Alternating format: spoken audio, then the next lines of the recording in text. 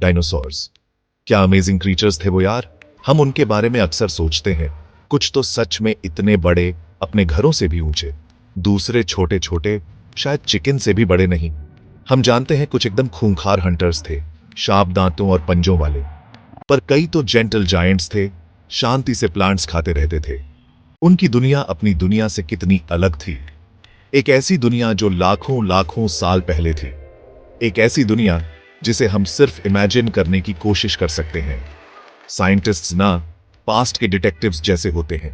वो जमीन में छुपे हुए क्लूज ढूंढते हैं। ये क्लूज हड्डियां होती हैं, फॉसिलाइज्ड हड्डियां। हर हड्डी एक कहानी बताती है, बहुत बहुत पहले की लाइफ की कहानी। वो उन्हें ध्यान से खोद कर निकालते हैं, उन्हें बड़े गौर से स्टडी करते हैं। इन पुरानी हड्डियों से हमें पता चलता है, हमें ताकतवर टिरानोसॉरस रेक्स के बारे में पता चलता है, हमें लंबी गर्दन वाले ब्राकियोसॉरस के बारे में पता चलता है, हमें पता चलता है कि वो कैसे रहते थे, कैसे चलते थे और क्या खाते थे। ये एक खोए हुए समय में झांकने की खिड़की जैसा है। इमेजिन, बस एक पल के लिए, क्या होता अगर ये इनक्रेडिबल एनिमल्स खोए नहीं होते? क्या होता अगर डायनासोर्स आज भी अर्थ पर घूम रहे होते? पिक्चर करो, एक लंबा ट्राइसेराटॉप्स किसी पार्क में घास चर रहा है, या एक पिटेरोडैक्टिल हमारे शहरों के ऊपर ऊंचा उड़ रहा है ना एकदम थ्रिलिंग ख्याल। आज की दुनिया की आवाजें मिक्स हो जाती, दूर किसी डायनासोर की दहाड़ ट्रैफिक की आवाज के साथ। हमारा प्लैनेट सच में बहुत पुराना और एकदम नया एक साथ महसूस होता है। ऐसी दुनिया वंडर से भरी हुई थी। हर दिन एक नई डिस्कवरी हो सकती थी, एक नया साइट, लेकिन साथ में नए चैलेंजेस भी आते। हम इन मैग्निफिसेंट बीस्ट्स के साथ कैसे रहते? क्या हम अपनी दुनिया उनके साथ शेयर कर पाते? गैक 2S, ये एक ऐसा सवाल है जो इमेजिनेशन को जगा देता है। ये हमें इस प्लैनेट पर अपनी जगह के बारे में सोचने पर मजबूर करता है। एक ऐसा प्लैनेट जिसने इतने सारे इनक्रेडिबल फॉर्म्स ऑफ लाइफ देखे हैं, लाइफ जो हमेशा बदलती रहती है, हमेशा अडेप्ट करती रहती है। अगर डायनासोर्स वापस आ गए तो अपनी दुनिया बदल जाएगी। जो बड़े प्लांट ईटर्स हैं, द हर्बिवोर्स, उन्हें कितना सारा खाना चाहिए होगा। सोचो सौरोपॉड्स के बारे में, उनकी टावरिंग नेक्स के साथ। वो सबसे ऊंचे पेड़ों से पत्तियां नोच लेते, बड़े बड़े फॉरेस्ट उनके डाइनिंग रूम्स बन जाते। वो खाते ही रहते, खाते ही रहते, पूरे दिन। इसका मतलब कई फॉरेस्ट शायद श्रिंक हो जाए, कुछ टाइप्स के पेड़ रेयर हो सकते हैं। इसका असर दूसरे एनिमल्स पर भी पड़ेगा, क्रीचर्स जो उन पेड़ों पर होम्स या फूड के लिए डिपेंड करते हैं। उन्हें नई जगहें, सर्वाइव करने के नए तरीके ढूंढने पड़ेंगे। The landscape itself would be reshaped. फिर हैं the hunters, the great carnivores. Imagine करो एक स्पिनोसॉरस किसी रिवर बैंक के पास, या डिनोनिकुस का एक पैक ग्रासलैंड्स में घूम रहा है। वो हंट करते, उन्हें मीट चाहिए होता सर्वाइव करने के लिए। हमारे करंट लार्ज प्रेडेटर्स जैसे लायंस या बेयर्स, उन्हें नया कंपटीशन मिलता। ये डोमिनेंस के लिए एक स्ट्रगल होता। प्रेडेटर और प्रे का नाजुक बैलेंस बिगड़ जाता, न्यू फूड चेन्स बन जाती। कुछ मॉडर्न एनिमल्स शायद सर्वाइव करने में स्ट्रगल करते, दूसरों को न्यू अपॉर्चुनिटीज मिल सकती थी। नेचर का ग्रेट ड्रामा में नए एंशिएंट स्टार्स होते। इवन द स्मॉलर डायनासोर्स भी बड़ा डिफरेंस लाते। छोटे कॉम्सोग्नाथस शायद लिजर्ड्स और इंसेक्ट्स का पीछा करते। वो गार्डन्स और पार्क्स में कॉमन हो सकते थे। शायद वो बर्ड्स के साथ सीड्स और बेरीज के लिए compete करते। कुछ शायद काफी शाय होते, छिपकर रहते। दूसरे बोल्ड बन सकते थे, जैसे सिटी पिजन्स। वो अपने खुद के निचेस ढूंढ लेते। डेजर्ट्स में, माउंटेन्स में, वेटलैंड्स में, हर इकोसिस्टम उनकी प्रेजेंस महसूस करता। लाइफ की टैपेस्ट्री में कम्प्लेक्सिटी की एक नई लेयर जुड़ जाती। उनके इंटरैक्शंस पूरे एनवायरनमेंट्स में रिपल करते और ओशंस का फिर prehistoric seas, giant marine reptiles का घर थे। इमेजिन करो एक इलास्मोसॉरस अपनी इनक्रेडिबली लॉन्ग नेक के साथ, या पावरफुल मोसासॉरस, एक सच्चा सी टाइटन। ये क्रीचर्स लहरों पर राज करते। ग्रेट व्हाइट शार्क्स शायद अब टॉप प्रेडेटर्स नहीं रहते। व्हेल्स को नए डेंजर से बचना पड़ता। फिशिंग बोट्स को शायद ऐसे क्रीचर्स मिलते जिनके बारे में उन्होंने वाइल्डेस्ट ड्रीम्स में भी नहीं सोचा होगा।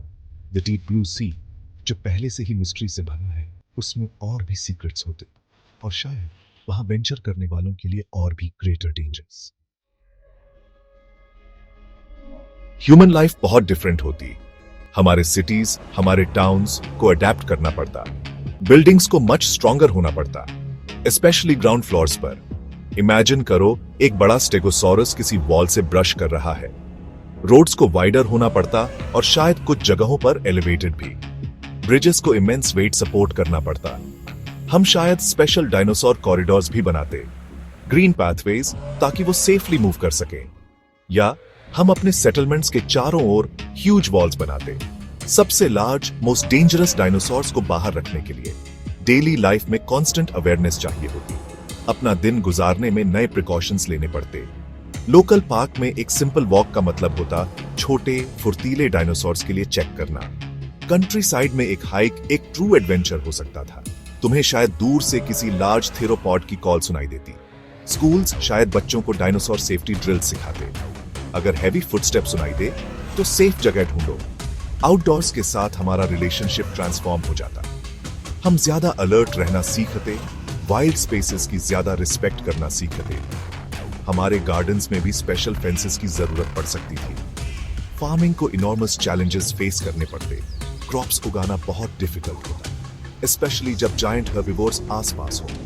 एडमोंटोसॉरस का एक हर्ड एक ही रात में कॉर्न का पूरा फील्ड खा सकता था। फार्मर्स को इनक्रेडिबली स्ट्रॉन्ग फेंसेस चाहिए होते, शायद न्यू टेक्नोलॉजीज यूज करके। मे बी कुछ ब्रेव लोग कुछ टाइप्स के डायनासोर्स को फार्म करने की ट्राई करते, उनके मीट के लिए या उनके वेरी लार्ज एग्स के लिए। अगर सेफली किया जा सकता तो ये एक न्यू फूड सोर्स होता। लेकिन लाइफ स्टॉक को एलोसोरस जैसे प्रेडेटर्स से प्रोटेक्ट करना एक कांस्टेंट जॉब होता। हाउएवर, ये सब सिर्फ डेंजर और डिफिकल्टी के बारे में नहीं होता। साइंस के लिए इनक्रेडिबल अपॉर्चुनिटीज के बारे में सोचो। हम लिविंग ब्रीदिंग डायनासोर्स को स्टडी कर सकते थे, सिर्फ उनके एंशिएंट बोन्स को नहीं। हम उनके बिहेवियर, उनकी बायोलॉजी के बारे में कितना कुछ लर्न कर सकते थे। वो कैसे कम्युनिकेट करते हैं, अपने यंग को कैसे रेज करते हैं। जूज और वाइल्ड लाइफ पार्क्स अनबिलीवेबल होते। लोग ग्लोब भर से ट्रैवल करते बस इन मैग्निफिसेंट क्रीचर्स को देखने के चांस के लिए। एक होल न्यू टाइप का इको टूरिज्म इमर्ज होता। प्री हिस्टोरिक सफारीज ऑफर करते अगर केयरफुली मैनेज किया जाता। हमारी दुनिया दिखने और फील होने में कंप्लीटली ट्रांसफॉर्म्ड हो जाती। ये एक वाइब्रेंट, समटाइम्स पेरिलस मिक्स होता। आज के फेमिलियर लैंडस्केप्स जिन पर एंशिएंट लाइफ बिखरी होती। इमेजिन करो स्काई स्क्रेपर्स ऊंचे खड़े हैं जबकि पास में एक फॉरेस्ट पैरासौरोलोफस की कॉल से गूंज रहा है। कार्स को कभी कभी स्टॉप होना पड़ता ताकि डक बिल्ड डायनासोर्स की एक फैमिली रोड क्रॉस कर सके। ये एक लिविंग ब्रीदिंग रिमाइंडर होता, अर्थ की इनक्रेडिबली लॉन्ग और वेरिड हिस्ट्री का रिमाइंडर। एक हिस्ट्री जो हमारे वाइल्डेस्ट ड्रीम्स से भी परे क्रीचर्स से भरी है। हर स्पीसीज एक वाइटल रोल निभा रही है। हम अनडाउटेडली प्रोफाउंड लेसन सीखते, इकोसिस्टम्स के इंट्रिकेट वर्किंग्स के बारे में लेसन्स। लाइफ कैसे मोस्ट ड्रामेटिक चेंजेस में भी अडेप्ट करती है। नेचर का डेलिकेट येट रेजिलिएंट बैलेंस साफ दिखाई देता। रोज डायनासोर्स को ऑब्जर्व करने से एक डीप रिस्पेक्ट फॉस्टर होती। ऑल फॉर्म्स ऑफ लाइफ के लिए रिस्पेक्ट, चाहे वो ह्यूज और पावरफुल हो या स्मॉल और अनअस्यूमिंग, चाहे वो वर्ल्ड में न्यू हो या डिस्टेंट पास्ट की इकोस। हम श्योरली अपने प्लेनेट की पावर को अंडरस्टैंड करते और हम उसकी फ्रेजिलिटी को भी देखते। ये आइडिया कि डायनासोर्स हमारे बीच रह रहे हैं इज ट्रूली कैप्टिवेटिंग। ये हमारे माइंड्स को स्ट्रेच करता है। ये हमें व्हाट इफ पूछने के लिए इंकरेज करता है। ऐसे सिनेरियोस के बारे में सोचने से हमें हेल्प मिलती है। ये हमें अपनी करंट वर्ल्ड को अप्रिशिएट करने में हेल्प करता है। द वर्ल्ड जो अब एग्जिस्ट करती है बिना इन जायंट रेप्टाइल्स के।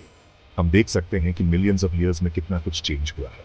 हम देख सकते हैं कि ह्यूमन बीइंग्स ने इस प्लैनेट को कैसे शेप किया है और इंटर्न प्लैनेट ने हमें कैसे शेप किया है। ये ट्रांसफॉर्मेशन और कनेक्शन की एक ऑनगोइंग स्टोरी है। तो अपनी इमेजिनेशन को टेक फ्लाइट करने दो। अर्थ के डीप पास्ट के इन एस्टोनिशिंग एनिमल्स के बारे में सोचो। वो हमारी लाइव्स में और कौन से इनक्रेडिबल चेंजेस ला। ऐसे वर्ल्ड में हमें और कौन से एडवेंचर्स इनकाउंटर हो सकते हैं। हमारे प्लैनेट की हिस्ट्री वंडर्स का ट्रेजर ट्रोव है और इन वंडर्स को अपने ओन टाइम में पिक्चर करना, well, that is a marvellous journey for the mind. Keep questioning, keep exploring. Life की स्टोरी हमेशा सरप्राइजेस से भरी होती है, हमेशा अनफोल्डिंग।